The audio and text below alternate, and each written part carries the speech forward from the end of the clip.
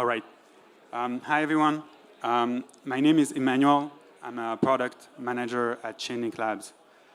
Today, I want to present our bounty.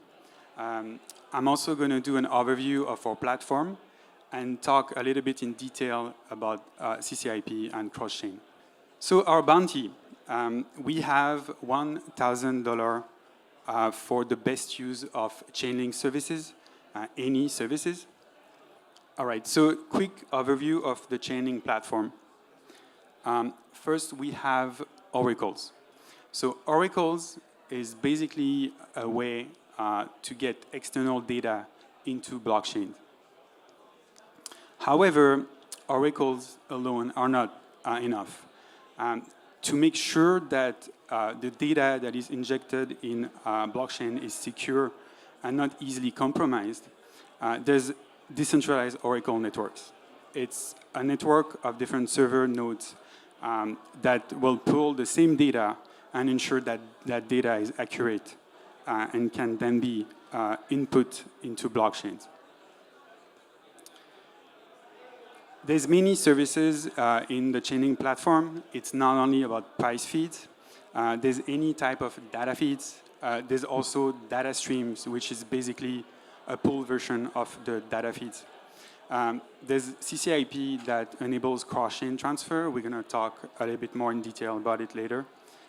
There's functions, so you can run any JavaScript inside a smart contract and pull some data, do some custom computation, as well as VRF for random numbers, and some automation, so you can run smart contract in an automated way. Chainlink is also not a blockchain. It's a platform for blockchain and infrastructure. So it's blockchain agnostic, and those same services works for all blockchain. All right, let's talk a little bit about CCIP, Chainlink Cross-Chain Interoperability Protocol. At a high level, CCIP is a protocol to send token and data across two different blockchains. It's basically like, it does everything for you, so it's basically like a UPS for token transfer on blockchain. What you can do with is, so any ERC20 token, the ability to transfer those tokens from smart contract to other smart contract or wallet. You can do arbitrary messaging, so you can send any type of binary data as well with the transfer. And when combining those two, you can do programmable token transfer. So you can wrap with the token some instruction to instruct that target destination blockchain what to do with the token when they arrive at destination.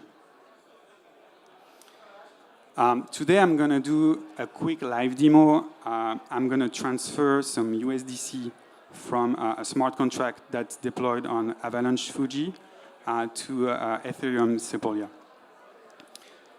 I have a very simple contract with some hard-coded value here for the address of the different router on the source chain, so on Avalanche Fuji. And there's a simple function, we're going to go through it later, that's going to transfer those tokens. So first, what I need to do is make sure I am using MetaMask, I'm using Avalanche as my network here. Okay, great. So I'm going to deploy that contract. Accept the transaction. So once the contract is deployed, I need to fund it. So I need to send some token. So I need to send both link token and USDC so that that contract can then transfer it. So here I'm going to paste that contract address. I'm going to send some link.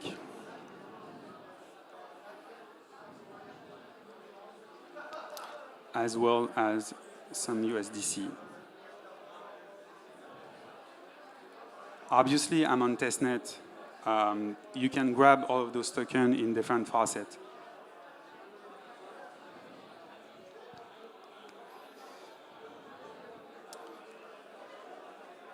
All right, so sending the transaction. So I sent two links here. The other one is still processing.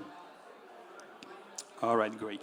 So now I should be ready to actually execute that function. So if I go here, I'm going to transfer it to my own wallet. That can be also another smart contract. And I'm going to send one USDC. So in EVM, it's 6 digit. Here, 6 zeros.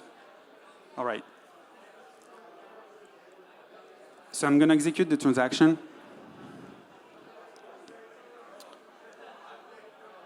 And we're going to go through what happened here. So here, I'm basically constructing the message for CCIP to be sent. I'm also here pulling the router and ensuring that I have enough link token to pay for the fees. I'm also making sure that the balance of the smart contract has enough USDC balance to do the transfer. And I'm approving the router to transfer on the behalf of the smart contract. Then, so this is where the magic happened. So this is the CCIP send function that's going to actually send the data with the message to the destination chain that has been configured. So now our transaction has been running. I'm going to pass the transaction hash into the CCIP Explorer. And I can see my transaction here. So source chain to destination with the amount here that was transferred. It's going to take some time, so that really depends on finality from the source blockchain. Usually, Fuji is pretty fast. Maybe the transaction is going to take about 10 minutes. We'll see. So while the transaction is running, let's talk a little bit about, so those are some of the requirements. Let's talk a little bit about the use cases, what we can do with what I just ran. So we've sent some data from some blockchain to a destination blockchain. And what it can unlock, so you can do things like lending to some deposit money to some protocol. You can initiate a token swap. And also, you can deposit that to like a liquid staking contract for further use. So those are all the different use cases that CCIP can enable for smart contract developers. We also have a local simulator for CCIP. This is really game-changing because you can develop and simulate cross-chain transaction locally. This means you can really speed up iteration time for development. There's no waiting time. This works with your environment of choice, Hard Hat, Remix, and Foundry. And also, you can move that code over to testnet without changing any code.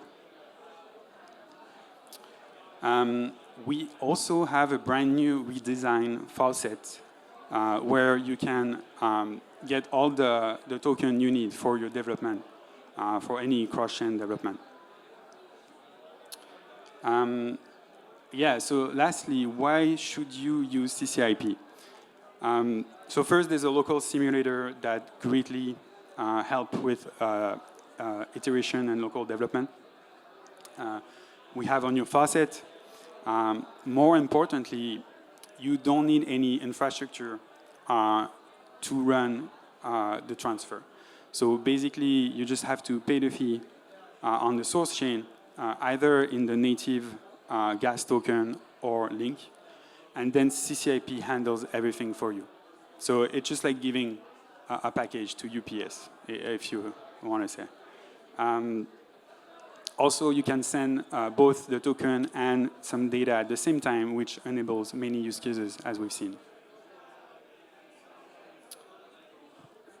All right, so let's see if our transaction has finished. OK, so transaction has been blessed, so meaning that it has reached destination and just finalizing on the destination chain. And I believe this is the end.